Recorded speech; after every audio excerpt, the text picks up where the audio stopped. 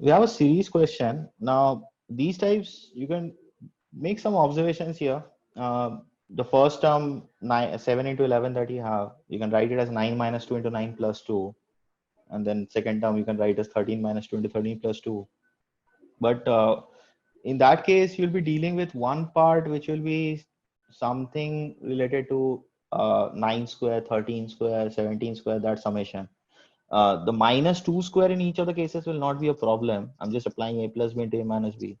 But then the other part, again, you have to resolve. So this is a type of a special series which I've discussed in our classes. I'll just go through the basic ones. So let me just write the first three terms. So just notice the first three terms out here. Now suppose I need to get a parity between the first term and the second term. So in order to do that, the only way I can get this parity is by writing both of them somehow as this 7 into 11 into 15. So if I multiply a 15 to the first term and a 7 to the next term, then these two terms become equal, right? Similarly, if I need a parity between the second term and the third term, I need to multiply some numbers, so 19 in the second term and 11 in the third term, so that both the terms becomes 11 into 15 into 19. The reason I'm trying to do this is because my target is cancellations. So this is what we are going to do here. So just think about the second term here. So for to the second term, this one, essentially what are we multiplying? We're multiplying 7 on one hand and 19 on the other hand, right? So we are multiplying 19 and 7. And because I need that cancellation, so what I'll do is I'll try to multiply a 19 minus 7 on this term. So this is a technique to resolve these type of questions quickly. So what we are going to do is, so check this out. When this 19 minus 7 is 12, right? So I need a 12 to this term, and essentially because this is a continuous series, so you have AP terms. You can put it in this. I mean, this first terms of every uh, first part of every term is for forming an AP. Even the second part is forming the same AP, right, with same comma difference. So effectively, what we'll do is we'll get that 12. So this 19 minus 7 is 12, but that 12 will be represented different ways in each of the different terms. And we're going to represent each of the terms in this manner. So first of all, our target is to get 12 everywhere. So let us do that. So the first of all, I'll just multiply 1 by 12 to the entire thing. So as soon as I do this, I get 12 to the numerator of everything, right? So I get into 12, everything into 12, into 12, into 12, and so on. Now, if you remember, I need to multiply 7 to this to make this 7 into 11 into 15. So obviously, I need to multiply a 15 to this, right? To this term, I need to multiply a 15. And 15 minus 3 gives us 12, right? So let us do that. So I've multiplied a 1 by 12, so I'm getting 12. I cannot forcibly, I cannot multiply different literals or different numbers to different terms. That is not possible. So I need to get that parity. So I have to multiply 12 to the first term also. And that first term will be represented in this manner. So 15 minus 3 into 7 into 11. The second one will be the second part is 7, and if you remember, it was 19 minus 7. That was our target. That was the part of the analysis. So this is what we have. The next term similarly will become, so you'll have a 11 in the previous side. So in order to get a parity with this term, so this term once multiplied to 19 will give us 11 into 15 into 19.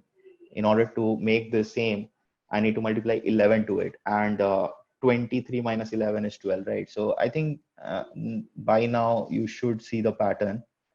So this is how we are multiplying the terms, right? I'm not writing the last bit. I'll come to that in a while. Just check this initial part out. So we have this 1 by 12.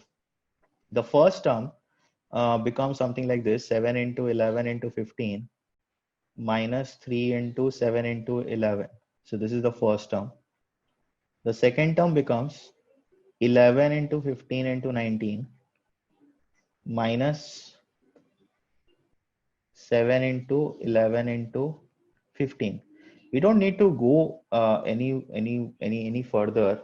I hope you can see straight away that this thing and this thing cancels out, right? So you have the 7 into 11 into 15 canceling out. So this was our target. So effectively, this cancellation will keep on happening, right? So for the next term, for example, I just show this one more term here. So the next term will be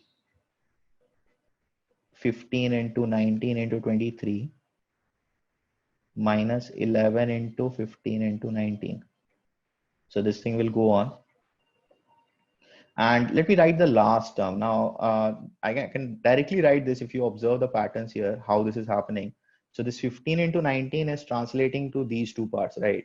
One is 15, 19, and then the next term. So it's a AP, right? AP in itself, 4 common difference. And this one is same way, just 19, 15, and 4 back. So this is 4 forward and 4 back, something like that.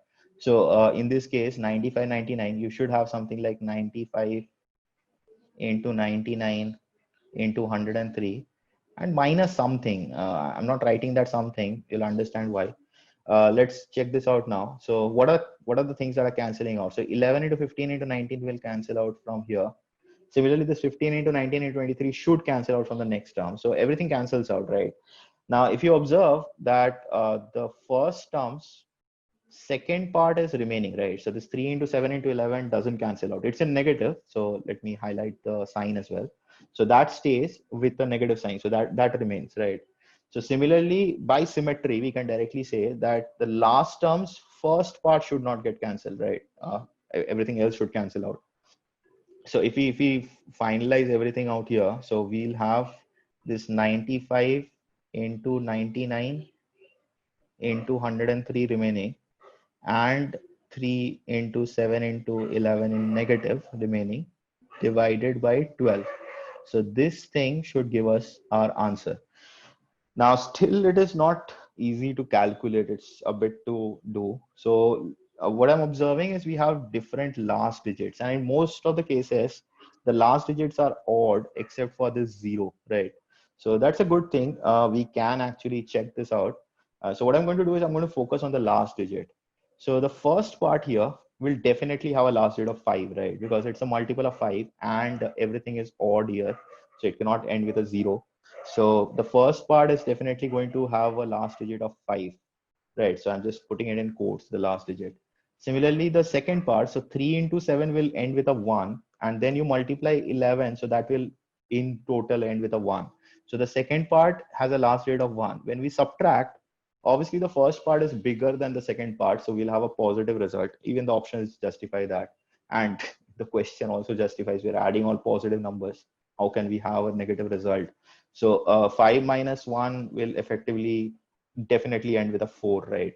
So this total, the numerator is ending with a 4, and we are dividing this by 12. Don't assume that the last digit has to be 2 in that case.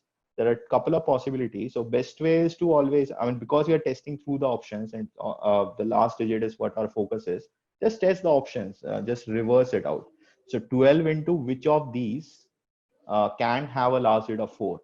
So 12 into 7 can definitely have a last digit of 4. 12 into 1 cannot. 12 into 0 cannot. And 12 into 3 cannot. So obviously the answer is option A out here. So this is one way to resolve this problem. If you have done the special series classes in Mathoratory, then obviously these kind of things is something you will have experienced. We have done these both ways for denominators as well as in numerators. So this is one way to resolve it a little quickly. So if you understand this idea, if you explore a bit on it, you can directly write this step without writing the in-between steps. So this step you can directly write it. So that's a good thing.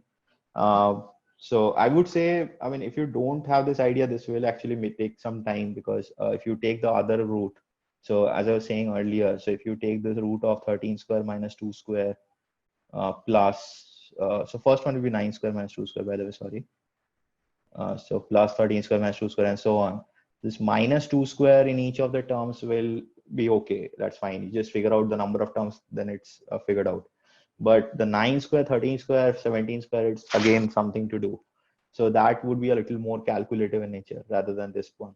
Because this is not, this is just cancellation most of the cases. You just cancel it out and figure out the remaining part. So you can analyze the last digit thing and get the answer without calculating anything. So if you do it a bit smartly, you can actually solve it in 1 to 1.5 minutes. If you don't, then it would definitely take a little more time to solve this. I would say it depends on your comfortability whether you choose to do it in round one or round two. It really doesn't make any difference. But again, if you know this idea, then you should have done this in round one of scanning. So that's it for this question. Hope this idea is helpful to you in future. Thank you.